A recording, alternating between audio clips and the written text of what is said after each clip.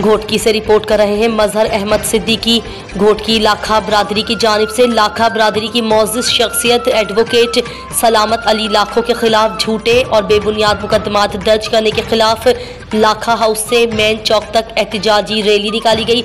Rally की क़यादत लाखा बरादरी घोटकी के चीफ मुकद्दम शौकत अली लाखो, मोहम्मद शरीफ लाखो, हाजी खान मोहम्मद लाखो, रईस रसूल बख्श लाखो, हुसैन बख्श लाखो समेत दीगर ने की। रैली में लाखा बरादरी के सैकड़ों अफराद ने शिरकत की। इस मौके पर रैली को खिताब करते हुए शौकत अली लाखो ने कहा कि लाखा बरादरी की मोअज़्ज़िज़ शख्सियत एडवोकेट सलामत अली लाखो पर झूठे और बेबुनियाद मुकदमात दर्ज करके उन्हें ज़हनी तशद्दुद का निशाना बनाया जा रहा है, जिसकी हम शदीद अल्फाज में मज़म्मत करते हैं।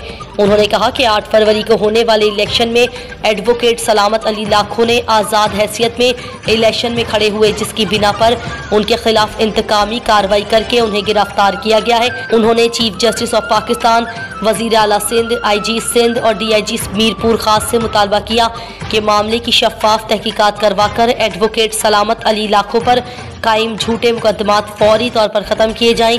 बसूरत दीगर एहतजाज का सिलसिला जारी रहेगा।